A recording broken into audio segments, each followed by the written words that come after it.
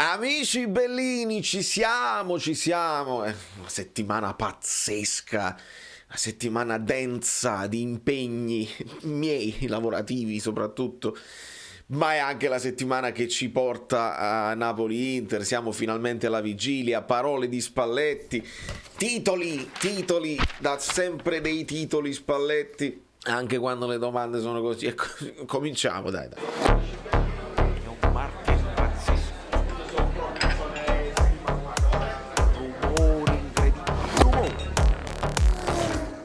Allora, amici miei, ci siamo veramente, finalmente siamo alla partita delle partite, perché ci arriviamo in un modo in cui addirittura, essendoci questa partita in meno dell'Inter, potrebbe essere una partita dove addirittura non succede, ma se succede si scavalca e ci si esalta, però dobbiamo andare con calma. Io pompiererò sempre e voi dovete accettarlo. Benvenuto Giuseppe Amato, tutti i nuovi iscritti benvenutissimi, benvenuti su questo canale che parla di Napoli, cerca di parlare un pochino di tutte le cose belline, e lasciate dei like per Spalletti e la sua calma serafica. Si va affogando quando vi viene un pochino al mattino, no? Quella raspetta di Spalletti, la famosa Raspetti, la spalletta. Quando vi viene la spalletta, mettete un pochino d'acqua o latte e miele anche nella tazza del caffè Napoli 1926 che trovate nei link in descrizione e vi passa. Allora, ovviamente io sono pronto anche con la lavagnetta, perché facciamo un pochino, ve la faccio intravedere. Ambrabà, però dopo parliamo prima di quelle che sono le sensazioni che mi dà il mister in conferenza. Ovviamente non la possiamo vedere, ma la possiamo ascoltare. Questo fatto a me mi lascia sempre un po' perplesso, però vabbè, prendiamoci quello che c'è. Io tra l'altro mi sono permesso, anche quando sono stato ospite a Radio Kiss Kiss qualche giorno fa, di ricordare al Napoli che le GIF sembrano una stronzata. E ti lamenti sempre, pagliaccio.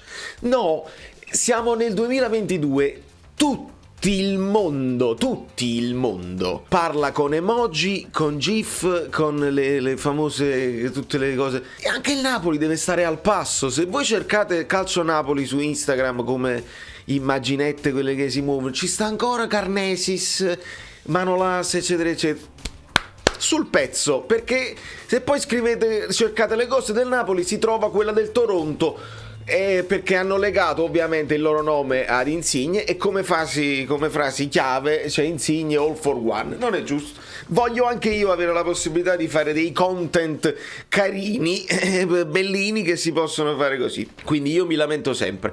Quello che non si lamenta è Spalletti, e quando gli si chiede ovviamente di K2, probabilmente all'interno c'è anche la domanda di Anghissà, che è la domanda che ha tenuto banco per tutta la settimana, ma anzi sono più settimane che tutta Napoli non fa altro che chiedersi: ma come si fa a togliere Lobotka, eccetera eccetera. Non ci creiamo questo problema. Io credo che Spalletti non se lo stia creando, tant'è vero che lui dice: tutto quello che faccio bene, perché se lascio Juan Jesus non gli si può dire però con Koulibaly non puoi non far giocare Juan Jesus, perché Juan Jesus è comportato bene.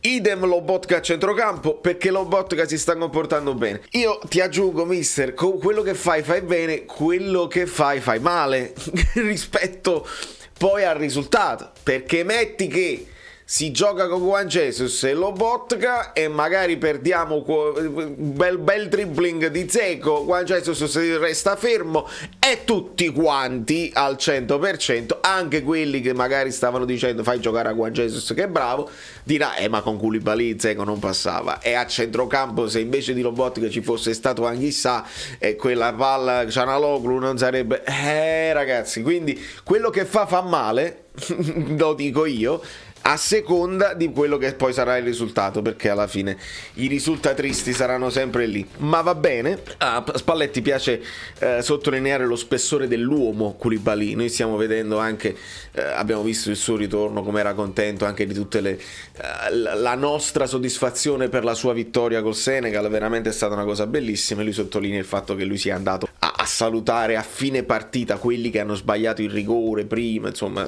veramente lo spessore di uomo incredibile. E poi mette le cose in chiaro Spalletti, quindi non devo essere io a farlo, non dobbiamo essere noi tifosi prudenti a farlo, l'obiettivo dichiarato a inizio stagione è quello di mettersi alle spalle qualche squadra forte, il che significa arrivare in Champions League. Le prime 4 è l'importante, perché nei famosi condomini di tutte le sorelle di cui così, se arrivi tra le prime 4 ti metti dietro qualche squadra forte, ti puoi mettere dietro per esempio l'Atalanta, ti puoi mettere dietro la Roma, la Lazio, eccetera eccetera. Ed è un obiettivo, se vogliamo è anche un dovere in questo momento per il Napoli, perché al di là del fatto che l'Atalanta resta comunque una minaccia importante, perdere Zapata, insomma adesso si stanno organizzando con Boga e va bene, però in questo momento bisognerebbe azzannare, perché il Napoli si è comportato molto bene finora, perché la Roma e la Lazio hanno dimostrato di essere molto discontinue e con dei problemi ancora seri, quindi il Napoli non può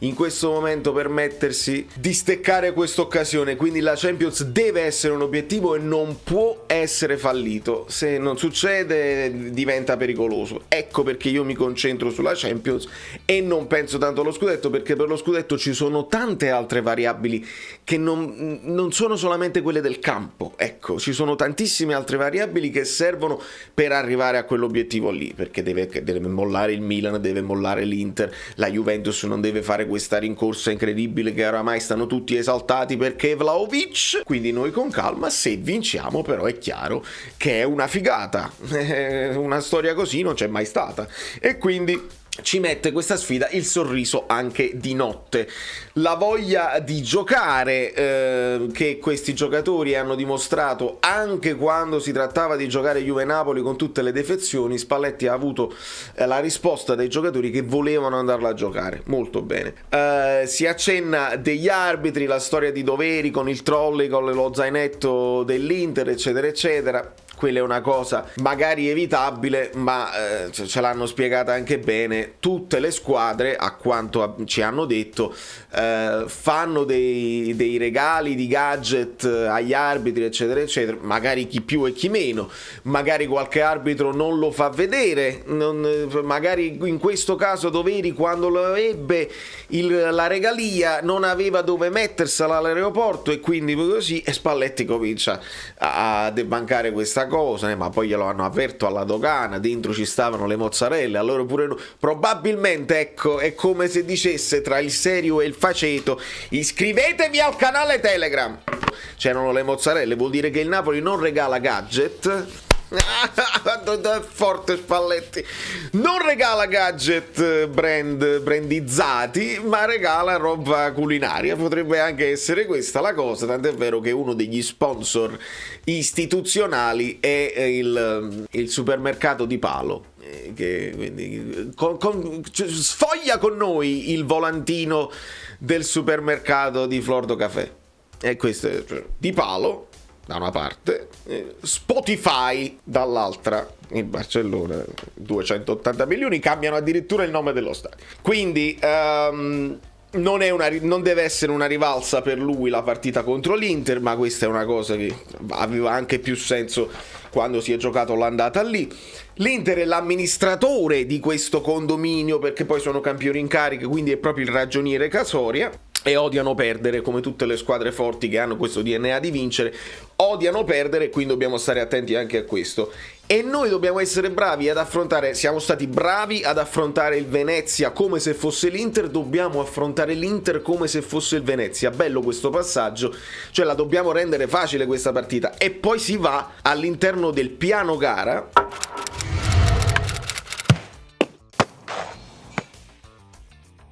dove si sottolinea che ci sono diverse qualità.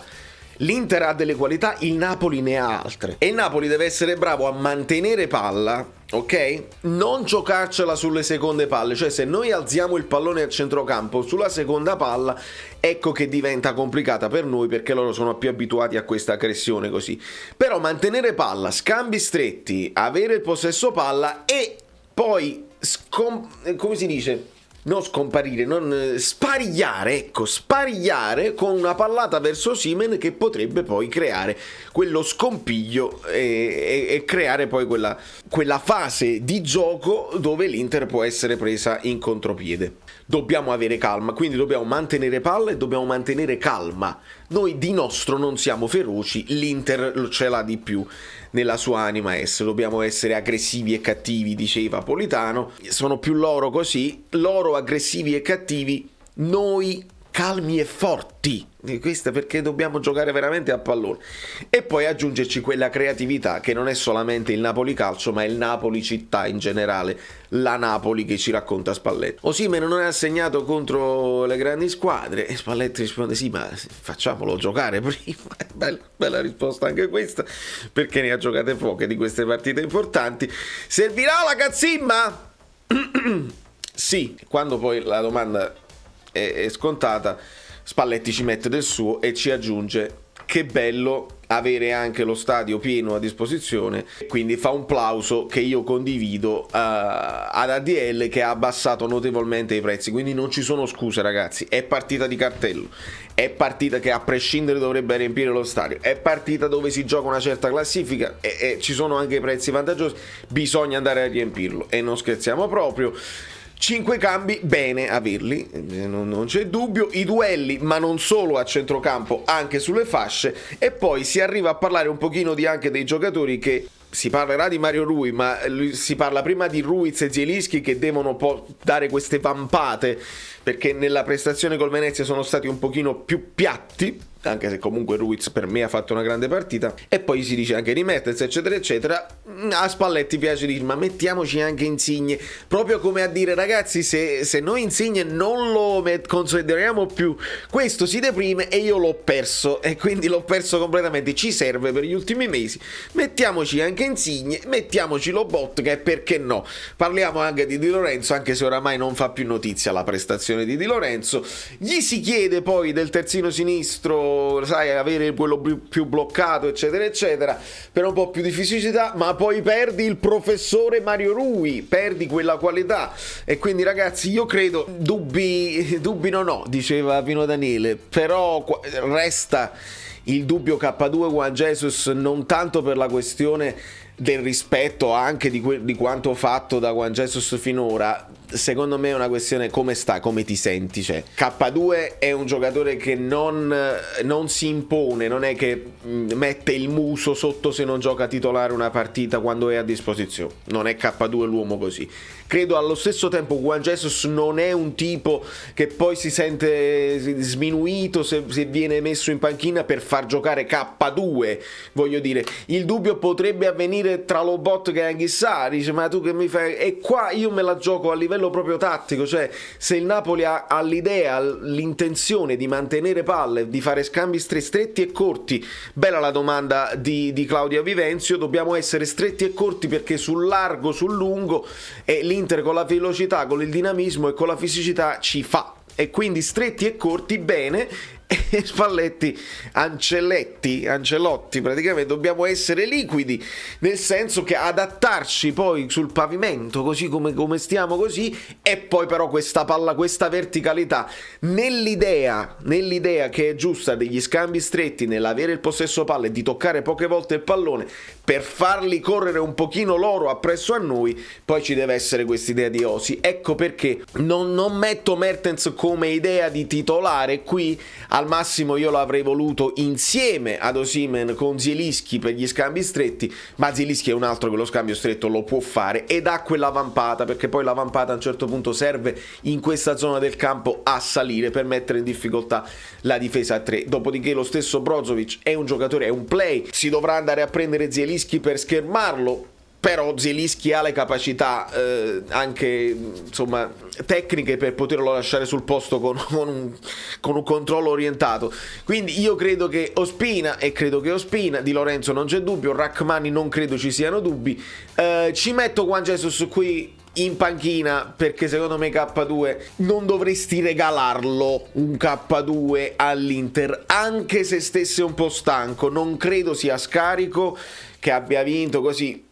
se puoi essere scarico se poi affronti lo Spezia, ma stai affrontando l'Inter, c'hai la sfida a Dzeko, vuoi dimostrare che tu sei il campione d'Africa. Secondo me ci sta la scelta di K2, ci sta la scelta di Mario Rui perché vuoi tenere palla e quindi vuoi la qualità dei piedi di Mario Rui piuttosto che, perché possiamo lamentarci di Mario Rui quando vogliamo, ragazzi, però se ci metti qui Juan Jesus, Juan Jesus non scende, si bloccherà qua e quindi il Napoli sarebbe costretto a giocarsela tutta sulla destra. Invece così tu c'hai questo equilibrio e puoi alternarli i terzini, quindi va bene. Credo che verrà confermato anche Insigne, Lobotka Fabian per questa idea di possesso e scambi stretti. Politano qui credo sia il titolare della fascia, visto la mancanza, non si è parlato di un ass, quindi non credo. Abbiamo Elmas pronto ad entrare, sicuramente Mertens pronto ad entrare, lo stesso Anghissà pronto ad entrare. Giochiamoci questa partita, divertiamoci. Domani sarà un macello per me perché ci sono serate da fare, chissà, speriamo. Voi state tuned, state pronti, Instagram, Telegram, tutte le cose dove dovete seguire, perché la reaction potrebbe arrivare in ritardo di un giorno, potrebbe arrivare subito, potrei andare live, non si sa. Non si sa, lo so, avete ragione. Io tra un po', tra l'altro, ci ho spostato la macchina, ma devo anche andare a giocare a pallone. Da New York, Valerio Fluido è tutto, vi bacio e viva Forza Napoli, sempre, sempre. Però al di là del risultato, mi raccomando, perché se si dovesse perdere, visto, nemmeno. Se si dovesse vincere, nemmeno, perché comunque ci sono altre partite, loro devono recuperare, il Milan non molla, che parlava piano. Ciao, sono Saveria Solida. Se arriviamo a 15.000 iscritti su YouTube è una cosa di cortesia, ma secondo me dovreste seguirlo anche su Instagram, @ValerioFluido. Fa tutte queste cose credibili. Sei iscritto pure a TikTok. Di più, dai, basta, sei cringe. Quante cose.